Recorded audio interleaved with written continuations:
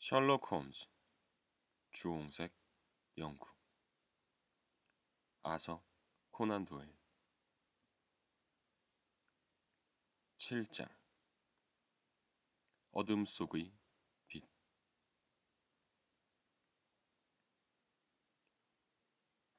레스트레이드가 가져온 소식은 예상치 못한 중대한 내용이어서 우리 3명 모두는 매우 놀랐다. 그레그스는 의자에서 벌떡 일어서다가 잔에 남은 위스키를 엎지르기까지 했다. 나는 아무 말 없이 홈즈를 바라보았다. 그는 입을 굳게 다문 채 눈을 아래로 내리깔고 있었다. 스탠 거슨마저 죽다니 이야기가 점점 복잡해지는군. 그는 중얼거리듯 말했다. 이미 상당히 복잡했었죠. 갑자기 무슨 참모회의라도 온 것 같습니다. 의자 하나를 잡아당기며 태덜거렸다. 지금 말한 내용이 자네 정말 확실한 건가? 그레그슨이 더듬거리며 말했다. 그가 묵던 호텔 방에서 오는 길이네. 현장을 처음 발견한 사람이 나란 말이야. 레스트레이드가 말했다. 지금까지 그레그슨 씨의 의견을 듣고 있었습니다. 어떻게 된 일인지 저희에게 설명해 주실 수 있겠습니까? 홈즈가 말했다. 그러죠. 레스트레이드는 의자에 앉으며 말했다. 솔직히 말씀드리면 스탠 거슨이 드리버의 죽음과 관련 있다고 생각했습니다. 일이 이렇게 되고 보니 완전한 실수였습니다. 어쨌든 저는 오직 그 생각에 사로잡혀 사라진 비서를 찾아 나섰습니다. 두 사람이 3일 저녁 8시 반쯤 유스턴역에서 함께 있는 모습을 본 사람이 있습니다. 새벽 2시에 드리버는 브릭스턴가에서 발견되었죠.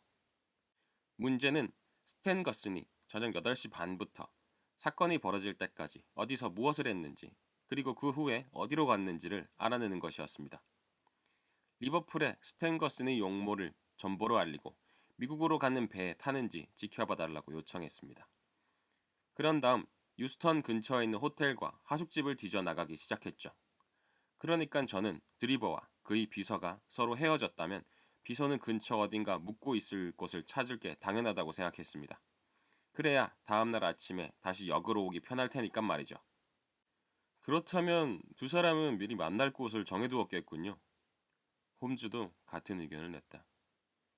결국 그렇게 밝혀졌습니다. 어제 저녁 내내 여기저기 탐문을 했지만 모두 헛수고였습니다. 오늘 아침 일찍부터 움직인 저는 8시에 리틀 조지 거리에 있는 할리데이 프라이빗 호텔에 도착했습니다. 스탠 거슨 씨가 머물고 있느냐고 물었더니 즉시 그렇다고 대답하더군요. 지금 어디에 있죠? 라고 물었습니다. 위층 객실에서 주무시고 계십니다.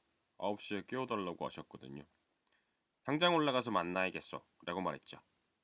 갑자기 나타나면 얼떨떨해진 탓에 뭔가 경솔하게 털어놓을 것 같다는 생각이 들었기 때문입니다. 호텔 심부름꾼 하나가 자진해서 안내를 맡았습니다. 객실은 2층에 있었는데 방 앞으로 좁은 복도가 보였습니다.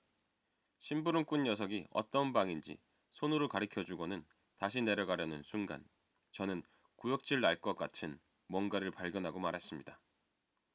20년 동안이나 형사 노릇을 하던 제가 말입니다. 방문 아래로 조그맣고 빨간 리본처럼 구불거리며 피가 흘러나오고 있었습니다.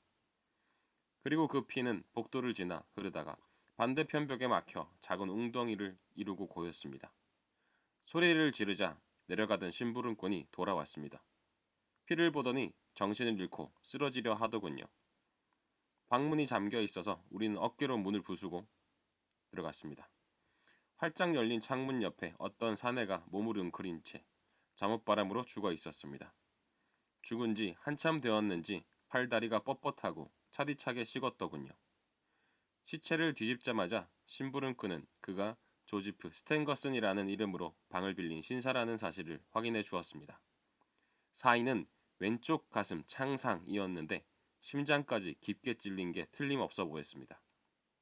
자, 이 대목에서 매우 이상한 광경이 눈에 띄었습니다.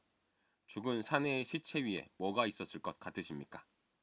왠지 살갗 위로 뭔가 기어가는 듯한 느낌과 함께 공포가 몰려오는 순간 홈즈가 대답했다. 복수라는 독일어 단어가 피로 쓰여 있었겠죠. 바로 그겁니다. 레스트레이드가 경외심이 가득 찬 목소리로 대답했고 우리는 모두 잠시 아무 말도 하지 못했다.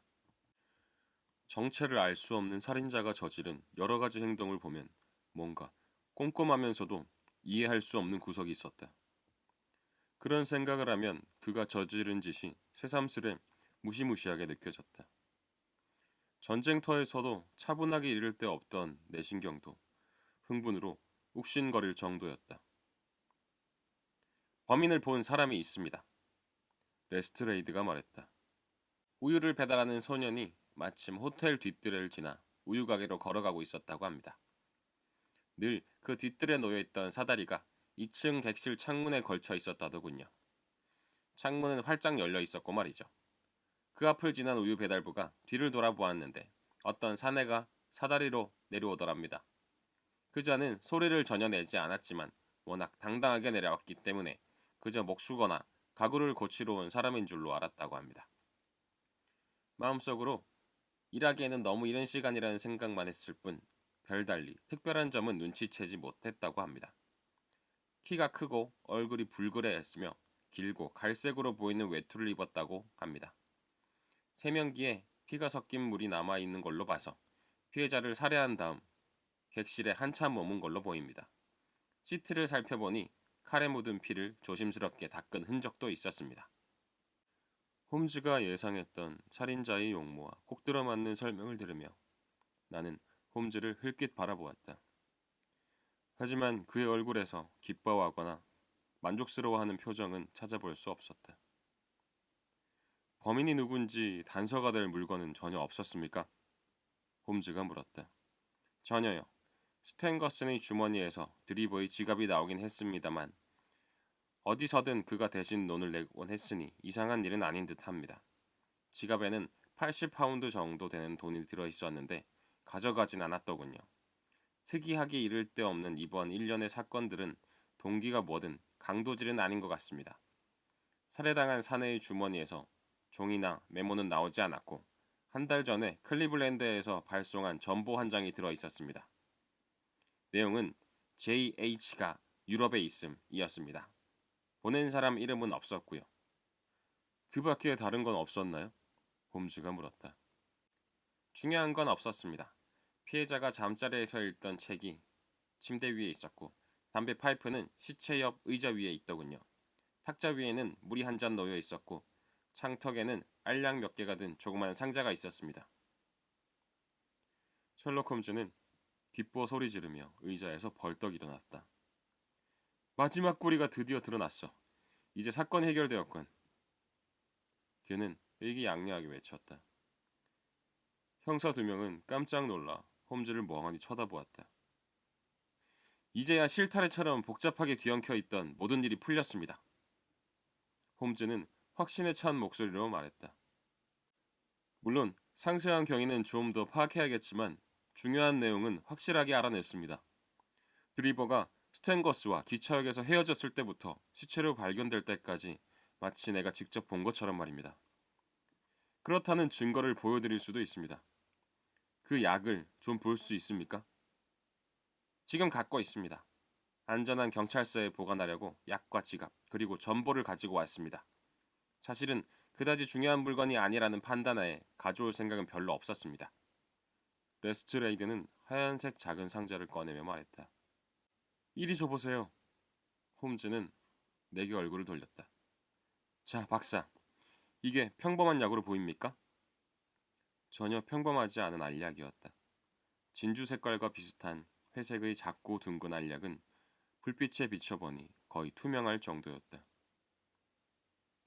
가볍고 투명한 모양으로 봐서 물에 넣으면 녹을 것 같군요. 내가 말했다. 바로 보셨습니다. 홈즈가 대답했다.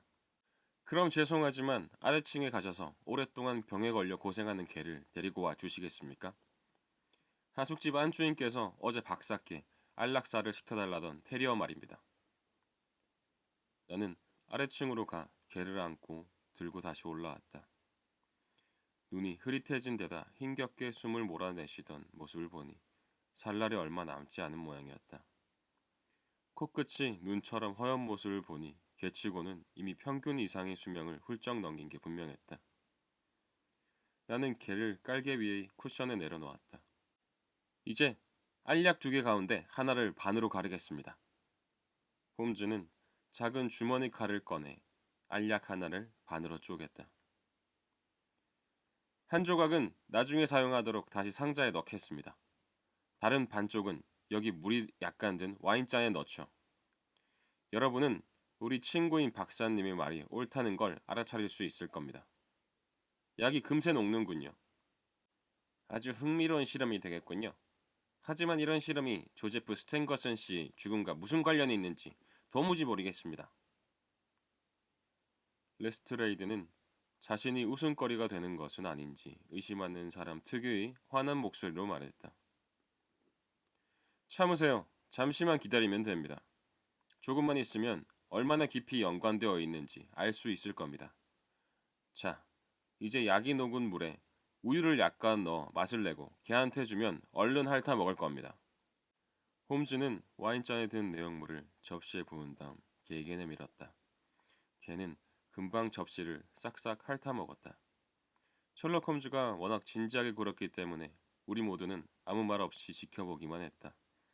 그리고 걔를 열심히 바라보며 뭔가 깜짝 놀랄 일이 벌어지기를 기다렸다. 그치만 아무 일도 없었다. 걔는 쿠션 위에 늘어진 채 누워 헐떡거리며 숨을 몰아쉴 뿐 약을 먹은 후 상태가 더 좋아지지도 그렇다고 더 나빠지지도 않은 것 같았다. 홈즈는 시계를 꺼내 들었다.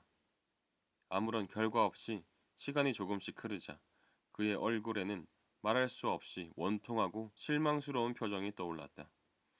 그는 입술을 깨물고 손가락으로 탁자를 두드리는 등 심하게 안달난 사람이 보이는 온갖 증상을 보여주었다. 그가 어찌나 괴로워하는지 진심으로 딱하다는 생각이 들었지만 두 형사는 홈즈가 난간에 부딪힌 상황이 싫지만은 않다는 듯 조롱 섞인 웃음을 띠고 있었다. 그냥 우연일 리가 없어. 홈즈는 마침내 의자에서 벌떡 일어서더니 미친 사람처럼 방 안을 이리저리 걸어 다니기 시작했다. 단순한 우연이라는 건 불가능한 일이야. 드리버가 죽었을 때 존재하리라 믿었던 알약이 스탠거스의 죽음 후에 실제로 발견된 거야. 그런데 아무런 확표가 없다니. 그게 무슨 뜻일까? 내 일련의 추리들이 전부 잘못되었을 리가 없어. 그건 불가능한 일이야. 그런데 이 불쌍한 개에게는 아무 일도 벌어지지 않았어. 아, 알았다고. 홈즈는 기뻐 소리를 내지르더니 약이 든 상자로 달려가 자르지 않은 알약을 반으로 쪼개 물에 녹인 다음 우유에 섞고 개에게 내밀었다. 불쌍한 개는 혀를 적시는가 싶더니 마치 벼락을 맞기라도 한 것처럼 내 다리를 발작적으로 떨다가 금세 숨이 끊어진 듯 뻣뻣해지고 말았다. 셜록 홈즈는 길게 숨을 내쉬더니 이마에 맺힌 땀을 훔쳤다. 좀 더 자신있게 생각해야겠군요. 오랫동안 진행한 일련의 추리에 반하는 사실이 드러났을 때는 뭔가 다른 식으로 해석할 수도 있다는 사실을 교훈으로 기억해 두어야겠습니다. 상자에 든 알약 2개 가운데 하나는 치명적인 독약이었고 다른 하나는 전혀 무해한 것이었습니다.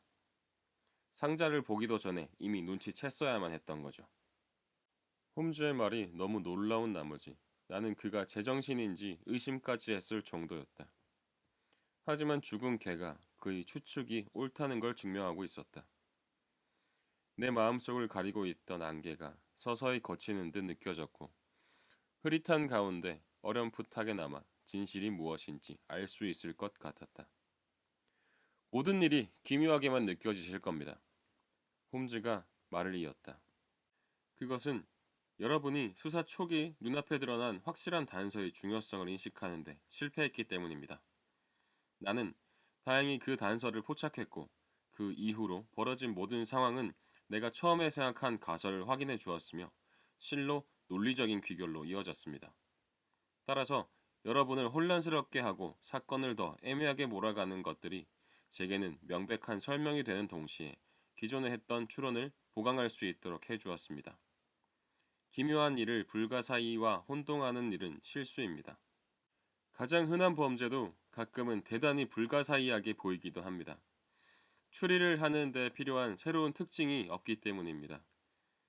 피해자의 시체가 기이하고 눈에 띌 만한 점들도 전혀 없이 그냥 도로 위에 버려진 채 발견되었더라면 이번 사건은 더할 나위 없이 해결되기 어려웠을 겁니다.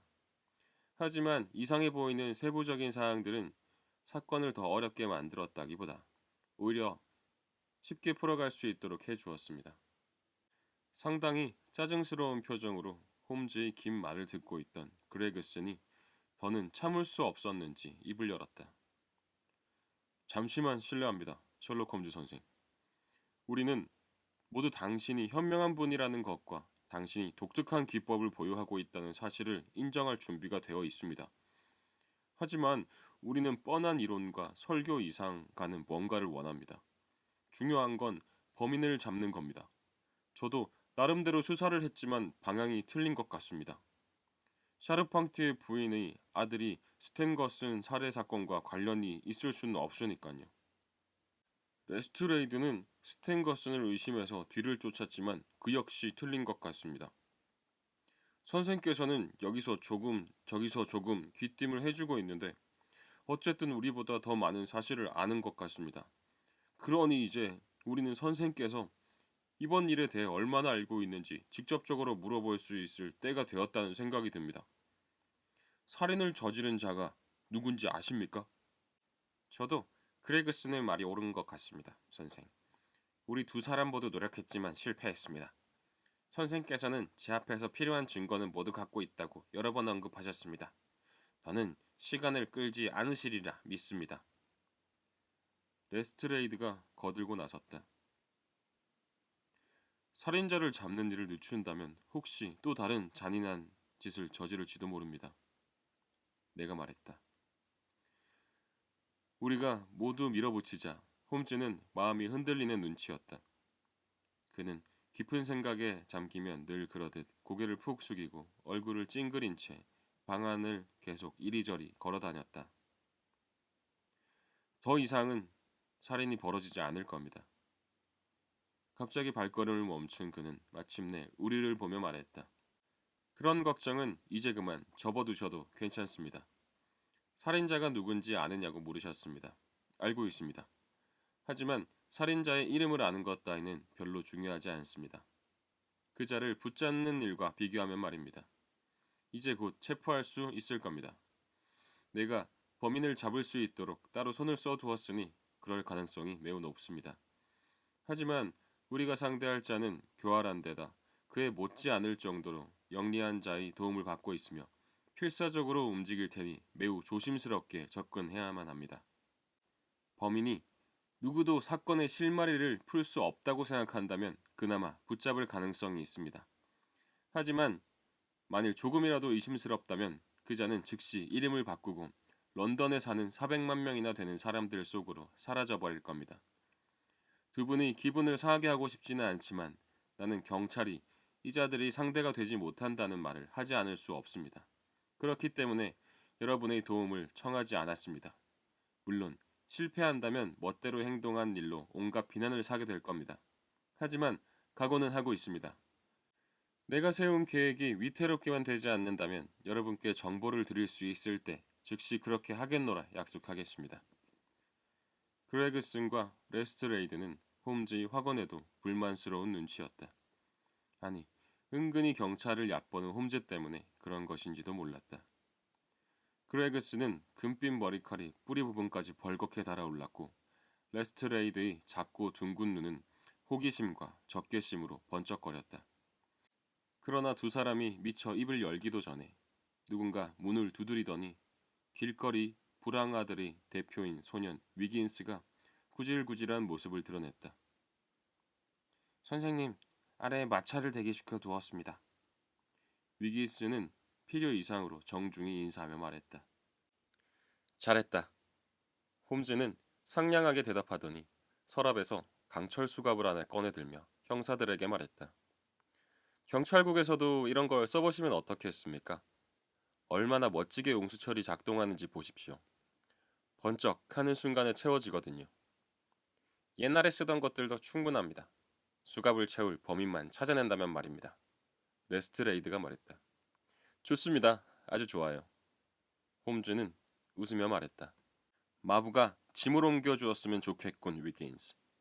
마부더러 이리 올라오라고 해라. 나는 홈즈가 내게 아무 말도 하지 않은 채 당장이라도 여행을 떠나려는 것처럼 구는 바람에 매우 놀랐다. 그는 거실에 두었던 조그만 여행 가방을 꺼내더니 묻기 시작했다. 마부가 안에 들어섰지만 홈즈는 가방과 씨름하느라 바빴다. 여기 잠그는 것 좀 도와주시오, 마부 양반. 홈즈는 무릎을 꿇은 채 고개도 돌리지 않고 가방에만 매달린 채 말했다. 마부는 왠지 언짢다는 듯한 태도로 앞으로 나서더니 홈즈를 도우려고 양손을 내밀었다. 그 순간 철컥하고 날카로운 쇳소리가 났고 홈즈가 벌떡 일어섰다. 신사 여러분, 이너크 드리버와 조지프 스탠거슨을 살해한 제퍼슨 호프 씨를 소개합니다. 홈즈는 눈을 번뜩이며 소리를 질렀다. 워낙 순식간에 벌어진 일이어서 어찌된 영문인지 알아차릴 수조차 없었다. 지금도 그 순간이 머리에 선명하게 떠오른다. 홈즈는 승리했다는 듯한 표정으로 떠들어댔고 마부는 무섭게 생긴 얼굴에 멍한 표정을 지은 채 마치 마술처럼 갑자기 손목에 채워져 반짝이는 수갑을 노려보고 있었다. 한순간 우리 모두는 줄지어선 동상처럼 꼼짝도 못하고 있었다. 그러더니 손이 묶인 사내는 분노에 차 뭔가 소리를 지르고는 홈즈의 손을 뿌리치고 창문으로 몸을 날렸다. 창문 틀과 유리가 산산조각이 났다. 하지만 밖으로 빠져나가기 전에 그레그슨과 레스트레이드 그리고 홈즈가 사냥개처럼 사내에게 달려들었다. 사내를 거실 안쪽으로 끌고 들어온 다음도 무서운 몸싸움이 이어졌다. 어찌나 힘이 세고 난폭한지 우리 4명이 달려들었는데도 모두 여러 번 나가 떨어지곤 했다. 마치 간질 환자가 발작을 일으켜 무시무시할 정도로 강한 완력을 발휘하는 것처럼 보였다. 사내는 유리를 뚫고 나가려다 난 상처로 얼굴과 양손이 온통 피투성이었는데 그렇게 피를 잔뜩 흘렸음에도 저항하는 힘은 결코 약해지지 않았다. 결국 레스트레이드가 네커치프 안으로 손을 우겨 넣어 목을 조르다시피 한 후에야 사내는 반항해도 소용없다는 사실을 알아차린 모양이었다. 그런 뒤에도 우린 안심이 되지 않아 사내의 양발마저 손처럼 결박한 후 헐떡거리며 일어섰다. 이자가 가져온 마차가 있습니다. 거기 태워 경찰국으로 가면 될 겁니다. 홈즈는 즐거운 듯 웃으며 말을 이었다. 신사 여러분, 이제 우리는 작은 수수께끼의 결말에 이르렀습니다. 내게 묻고 싶은 게 있다면 뭐든 열렬히 환영합니다. 이제 대답을 피해야 할 만한 위험도 없으니까 말이죠.